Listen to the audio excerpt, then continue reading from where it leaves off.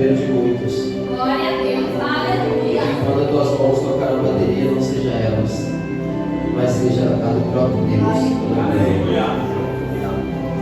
Quero, sem mais delonga, rapidamente já entrar na palavra do Senhor, para dar tempo de nós orarmos bastante, porque eu creio que na oração Deus vai se mover no nosso meio. Perdão aqueles que não tiveram oportunidade.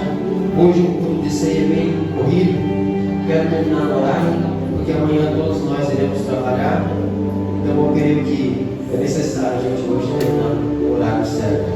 Amém? Glória a Deus. Vamos ler a palavra a qual se encontra em 1 Coríntios 11, 17, aquela que a gente sempre lê. Depois também vou ministrar uma outra que está em Mateus 26, 26. Mas, para iniciarmos, vamos ficar em Coríntios. A carta que o apóstolo Paulo escreve aos Coríntios, ensinando, corrigindo novamente, a igreja a ceiar. Glória a Deus, aleluia.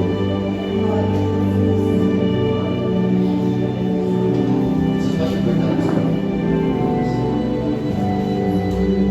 Foi melhor para me enxergar aqui no tablet. Fica bom para vocês aí, né? Dá para enxergar normal? Dá para ver, Maria? Maria? Dá para ver? Tá? Então vamos à palavra do Senhor. Todos encontraram, irmãos? Amém, glória a Deus. Está escrito assim no 17: Nisto, porém, que vos digo, não vos louvo, porque vós ajuntais não para melhor, senão para o pior.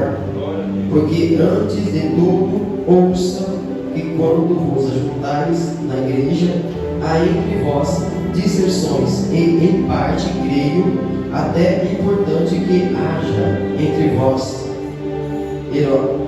heresias, para que os que são sinceros se manifestem entre vós. Aleluia. Podem se assentar exaltando e glorificando o nome do Senhor. Vamos ministrar um pouco sobre essa explicação, logo após a gente dar continuidade. Amém? O apóstolo Paulo começa aqui a escrever uma carta aos Coríntios para explicar novamente a forma de ceiar. Ele já tinha explicado uma vez. Nós vemos isso em Mateus 26, 16, quando ele ceia com o Senhor. O Senhor deixou um modelo de ceia para nós. O Senhor deixou um mandamento de ceia para nós. E o apóstolo Paulo começa a escrever para Coríntios, para direcionar novamente a vontade perfeita e agradável do Senhor, a ceia.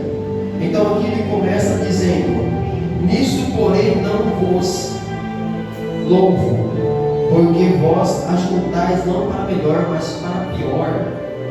Por que, meus irmãos? Porque os nossos amados irmãos em Coríntios, eles não estavam se ajuntando para somar para Cristo, mas eles estavam se ajuntando para o pior de si próprio, mesmo quando eles não entendiam. Mas sim, eles se ajuntavam para o pior. Eles não estavam tendo um comportamento a qual o Cristo deixou para nós na primeira ceia, a qual ele ministrou com os seus discípulos. Então, o apóstolo Paulo começa a corrigir a igreja novamente, para que a igreja voltasse ao eixo do Senhor. E no 18 está dizendo assim: porque antes de tudo, ouça que quando vos ajuntais na igreja, há entre vós disserções, em parte creio que é bom. Há entre nós disserções, ele está dizendo, há entre os coríntios disserções. Por exemplo, um destaca mais que o outro, um aparece mais do que o outro. E ele está dizendo isso, que em parte até que é bom, mas era melhor que não tivesse. Por quê? Porque todos cresciam e amadureciam juntos na fé. Mas, infelizmente, isso até hoje, nos dias atuais, acontece. Nos dias atuais, nós vemos uns indo e outros ficando, correto ou não correto? Nós vemos uns avançando e outros ficando. Por quê? Porque, aleluia, um está mais pronto para pagar o preço, tem mais disponibilidade, outros não pagam tanto o preço. estudam mais e buscam mais, outros estudam menos e buscam menos. Então, claramente que o que busca menos, menos receberá. Mas aquele que busca mais, mais receberá. Jesus diz para nós que Ele é a fonte de água viva. E todo aquele que beber da água viva terá vida, aleluia. E também se tornará uma fonte de água viva. Mas quem vai até Ele? Quem busca ir até Ele? Quem busca, quem bebe mais, claramente que vai receber mais, irmãos. Não tem como a gente fazer uma vista grossa e dizer assim, não, é igual para todos, a unção é igual para todos, não. O apóstolo Paulo está dizendo que até é bom que haja disserções entre vós. Ele está dizendo que é até bom porque, olha no 19, é até importante que haja entre vós heresias, para que os que são sinceros se manifestem entre vós. Para aqueles que buscam o coração, busca a Deus de todo o teu coração, de todo o teu entendimento, de tudo aquilo que você tem. Porque, aleluia, Deus disse que o povo adora Ele com os lábios, mas o coração está longe. Amados, quantas vezes nós vemos dentro das igrejas, aqui lá fora também, pessoas tentando ver o que Deus tem para fazer, mas quem vê não bebe da água. Mas quem está pronto para fazer também o que Deus quer, esse sim estará pronto. Deus, Ele enviou Moisés, como o profeta leu aqui. Moisés foi um baita homem de Deus em tirar o povo do Egito. Mas o povo chegou na terra prometida. Os que saíram do Egito, Não. por que eles não chegaram? Porque eles mudaram o olhar. Eles parou de olhar para a terra prometida, parou de olhar para o que Deus tem para com eles e começou a olhar para as dificuldades. Então o apóstolo Paulo também está dizendo para nós, é até bom que haja disserções entre vocês, para que aquele que realmente quer se destaque, ele apareça. Mas então Deus não sabia, Rafael? Sim, Deus sabe, mas Ele espera que nós vamos até Ele. Ele espera que nós clamamos Ele. Ele espera que nós buscamos a Ele. Aleluia.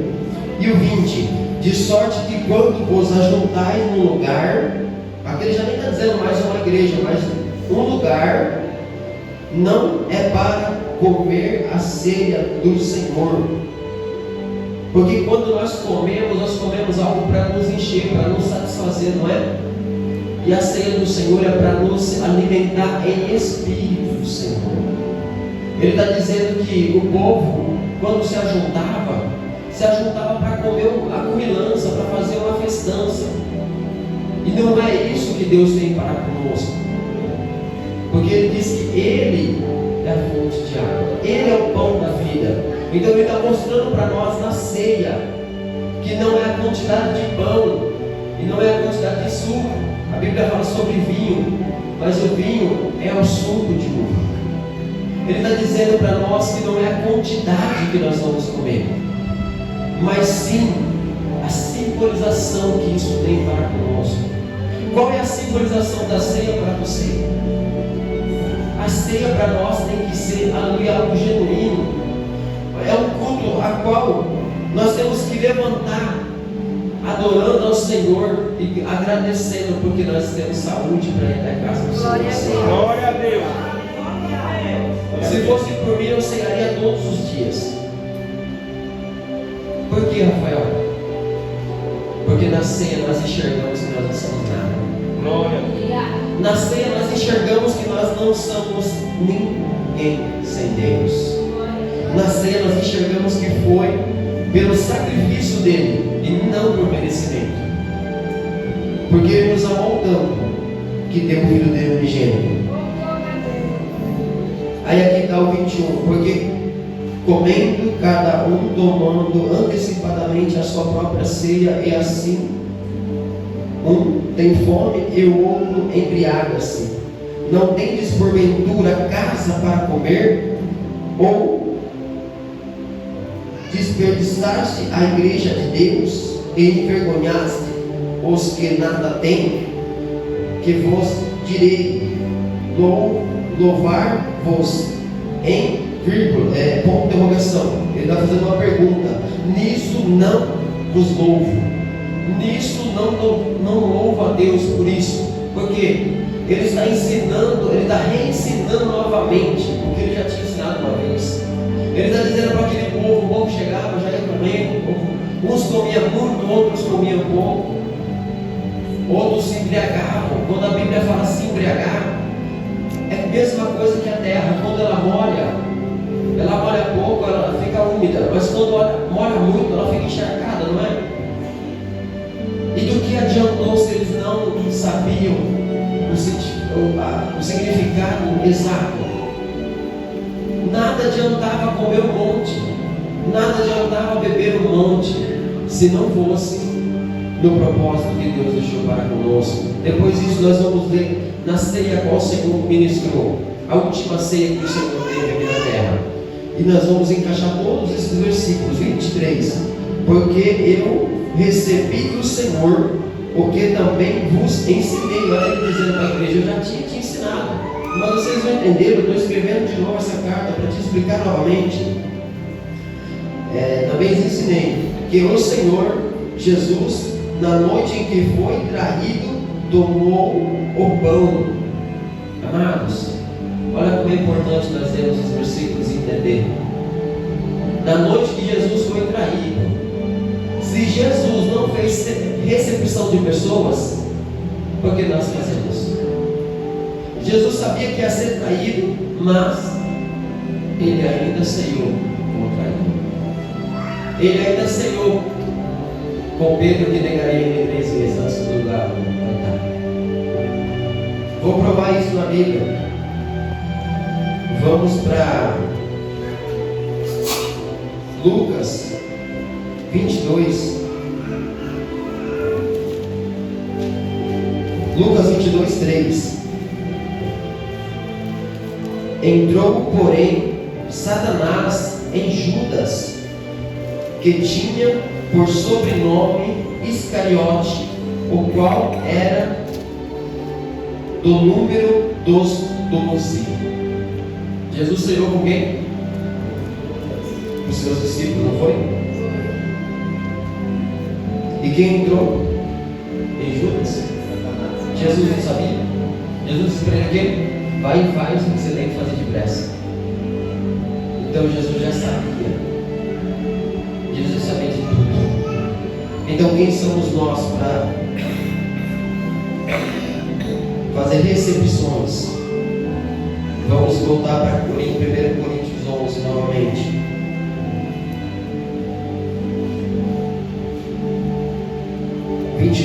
E tendo dado graças, o partiu e disse: tomai e comei, isto é o meu corpo, que é partido por vós, fazei isto em memória de mim. O que ele fez? Ele deu graça ao Senhor no pão. Mesmo sendo Deus, também ele deu graças ao Senhor por aquilo que ele tinha, por aquilo que ele ia deixar de exemplo para nós. Semelhantemente também, depois de ceiar, tomou o cálice, dizendo: este cálice é o Novo Testamento no meu sangue. Fazei isto todas as vezes que beberdes em memória de mim. Glória a Deus. Olha o que ele está dizendo para nós. Não é para se juntar e comer um monte de pão. Comer um monte de pão vocês comem sem a minha memória, mas quando for memória de mim, você vai comer só um pedaço, né? Tem que se lembrar de toda a surra que ele levou naquela cruz, de toda a chicotada que ele levou naquela cruz. Foi por amor a nós. Foi por amor a nós que ele levou cada chicotada daquela lá. Foi por amor a nós que ele levou cuspidas. Foi por amor a nós que ele colocou uma coroa de espinho sobre a cabeça dele. Foi por amor a nós que ele se entregou na cruz do Calvário. É necessário que nós entendamos que foi tudo por ele, para ele. Seja dado toda a honra, toda a glória. Estou sentindo ele aqui. E toda a louvor, aleluia. Porque digno e santo é o Senhor dos Exércitos. Porque todas as vezes que comerdes este pão e beberdes deste cálice, anunciará a morte do Senhor até que venha. Até que Ele venha, nós anunciamos a morte dele. Automaticamente nós anunciamos qual morte também? A nossa morte. Glória a Deus. Nós temos que morrer. Se nós não morrermos, Jesus não nasce em nós. Se nós não morrermos, nós não viramos o templo do Espírito Santo, irmãos. Chega de evangelho fácil, que diz: nós já somos o templo do Espírito Santo. Se não tiver santidade, o Espírito não vai permanecer. Nós sentimos o poder do Senhor, nós sentimos Ele conosco, mas no primeiro pecado que nós fizemos lá fora, nós jogamos tudo fora que Deus fez por nós no culto. Sabia disso? Tudo, absolutamente tudo. Rafael, mas ele não perdoa? Sim, ele perdoa, mas a sentença, o pecado, ele traz afastamento de Deus para conosco. Não vai pensando que hoje está cheio de unção, você peca amanhã e a mesma unção de hoje continua você, não. Um dia eu vou trazer uma palavra aqui sobre unção. Não. Sabe por quê, irmãos? Te provo isso. Quando Deus nos renova, nós temos fôlego e temos força para voltar para a casa do Senhor, tem? Mas quando nós passamos tempo sem ouvir a voz de Deus, nós fazemos o quê? Nos afastamos, se seguramos. E no meio do percurso, Deus vai se afastar de nós no tempo, para ver se nós somos fiéis mesmo. É por isso que há em nós distorções, está entendendo? É Deus dizendo para nós: eu quero ver. Vou te testar, vamos ver se vai continuar. Quem está pronto para ser testado por Deus aqui? Glória a Deus. Teste lá. Amém? Amém. 27. Portanto, qualquer que comer este pão ou beber o cálice do Senhor indignamente será culpado do corpo e do sangue do Senhor. Olha só, irmãos. Se nós comermos ou tomarmos o cálice do Senhor indignamente, nós seremos culpados. Não sou eu que vou te culpar, não é você quem vai me culpar, mas o próprio Senhor vai nos culpar. Sabe por quê? Porque não é do meu sangue que você está bebendo, não é do meu corpo que você está comendo, é do próprio corpo do Senhor. É simbólico, sim, o pão é simbólico, o suco é simbólico, sim, mas espiritualmente, o nosso espírito, ele se aproxima mais do Senhor. Nós recebemos o ânimo, nós recebemos o vigor do Senhor, e aí nós conseguimos entender que é o próprio Deus nos renovando, é o próprio Deus nos guiando. Examinai-se, pois, o homem a si mesmo, e assim coma deste pão e beba deste cálice. Quem tem que examinar? Eu? Nós mesmos nos examinamos. Porque você pode fazer algo que eu não sei, eu posso fazer algo que você não sabe. Mas você mesmo sabe se analisar. Eu mesmo sei me analisar. Então, se nós se analisamos, se nós auto se analisar, nós vamos ver. Porque nós temos dependência do Senhor. E aí pedimos perdão ao Senhor. E o Senhor nos perdoará. Ali nós olhamos para nós e entendemos que tudo é Deus conosco, não nós com o outro, mas Deus conosco e nós com Deus. Amém? Porque aquele que come e bebe indignamente comerá e beberá para a sua própria condenação, não discernido do corpo do Senhor. Lembra que eu falei que eu já ceiei indignamente? E o que aconteceu comigo? Por quê? Agora eu posso ser culpado. Porque no versículo de cima Deus diz para mim analisar eu mesmo. Então agora ele vai me culpar. Eu estou tomando para a minha própria condenação. Ninguém vai me culpar. A minha própria condenação com Deus está aqui. Ele mesmo vai me culpar. Ele mesmo vai me cobrar. Ele mesmo vai me condenar. O 30. Por causa disso há entre vós muitos fracos e doentes e muitos que dormem. Quem está dormindo aqui? Eu consigo te dormir? Eu consigo te deixar fraco? Consigo te deixar acidente? Você consegue fazer isso comigo? Quem consegue? Deus. Só Ele consegue. Então aqui nós já entramos na parte que Ele vai nos cobrar. Ele é quem vai nos corrigir da forma dele. É por isso que há entre nós muitos fracos e oprimidos. Quantos fracos há no nosso meio, irmãos? Quantos oprimidos há no nosso meio, irmãos?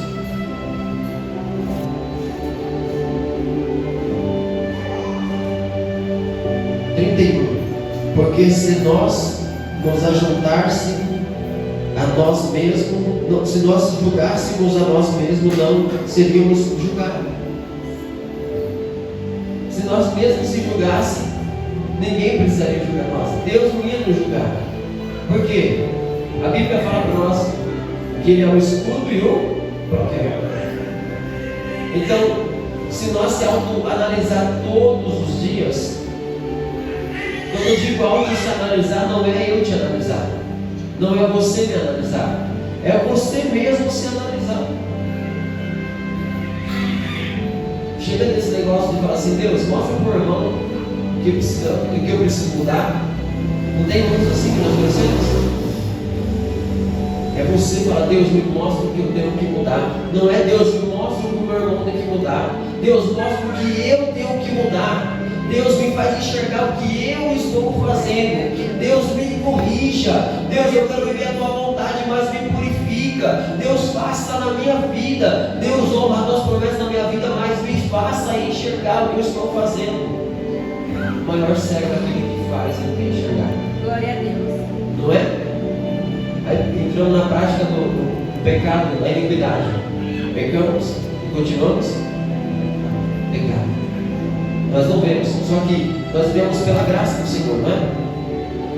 Aí é que está o perigo, porque a graça vai nos cobrar depois. Glória a Deus. E aí? Para onde nós iremos no dia da nossa morte? Ou no dia que o céu se abrir e Jesus voltar? Algo se analisarmos. Mas quando somos julgados, somos repreendidos pelo Senhor, para que não sermos condenados com o mundo, para que nós não sejamos condenados com o mundo, irmãos. Deus está dizendo para nós: não importa que nós estamos dentro da igreja 24 horas, não importa. Se nós tivermos um pecado, vai ser jogado junto com aquele lado do mundo. E vem cá, nosso pecado vai ser pior que o dele, sabe por quê? Nós conhecemos a palavra.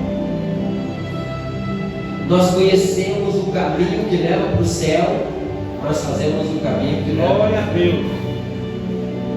Quem que vai nos corrigir? Quem que vai nos cobrar? O Senhor. Aí já não tem mais volta. Porque a Bíblia diz para nós: faça enquanto a vida, depois que morreu, segue-se o juízo. Então é tempo de nós olhar para nós. Porque, portanto, meus irmãos, quando vos ajuntar para comer, esperem uns aos outros. Nós falamos aqui no início sobre a bagunça que estava em Coríntios. Agora o 34, o último: mas se alguém tiver fome, coma em casa, para que vós não ajuntais para condenação, quando as demais coisas ordenarás enquanto for ter convosco. Ele está dizendo: tem mais coisa, mas quando for, não acerta esses pontos aí. Porque a ceia estava necessitada de retornar para a primeira ceia, para a ceia verdadeira do Senhor. Olha como Deus nos ama. Você imagina se ele tivesse deixado em Coríntios virar bagunça? Como que nós cearia hoje? Porque no céu não tem isso. Quando o Senhor vier nos buscar, nós cearemos com o Pai. Será que vai ser bagunçado? Ou será que nós vamos dizer assim: Senhor, não fui no culto hoje porque estou cansado? Senhor, não fui no culto hoje porque eu não sei. Então o que fazer? Deus olha para nós e diz o quê? Agora vamos para a ceia original, para a primeira ceia, se quiser. Mateus 26.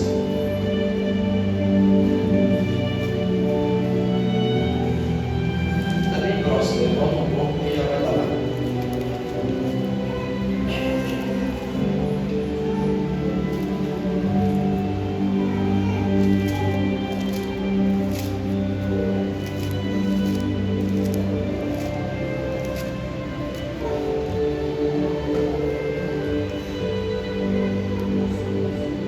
Todos se encontrou?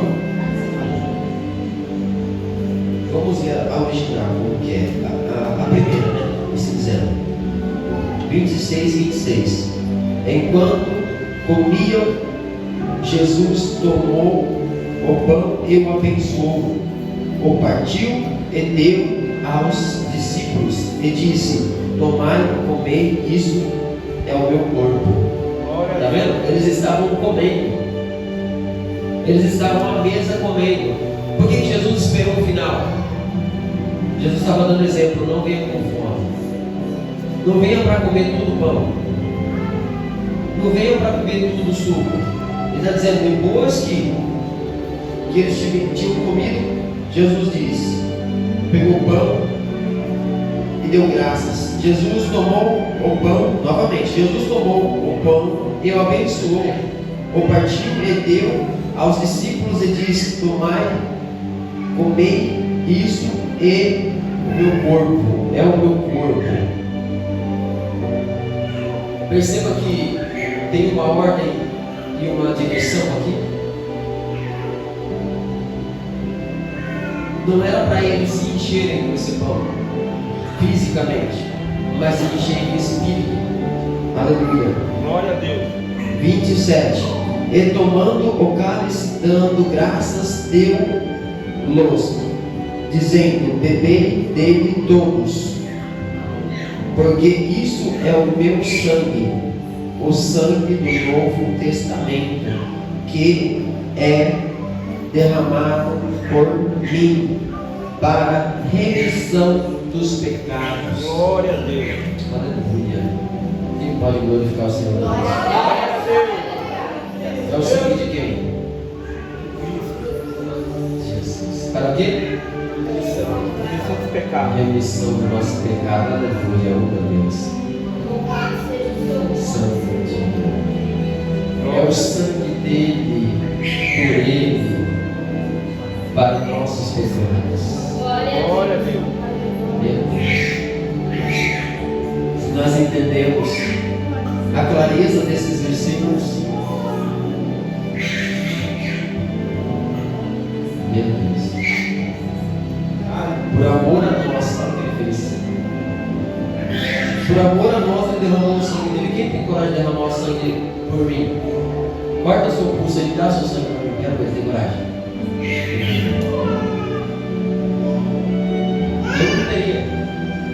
Eu não teria. Mas Jesus teve por amor a nós. E Ele pede uma única coisa para nós: sermos fiéis a Ele. Se aparta do pecado, porque o pecado nos faz ficar pesado. O pecado nos faz, aleluia, perder a direção e a voz de Deus. Andar em outros caminhos. O pecado nos leva a uma frieza espiritual. Aleluia. Glória a Deus. Vamos cear, meus irmãos. Vou chamar a nossa irmã Fátima. Essa irmã ali. Vai orar? Vou orar pelo pão primeiro, como foi na ceia. Depois pelo cálice. Amém? Vamos fazer hoje um pouco diferente. Quem que vai levar o pão? Quem que vai levar o cálice?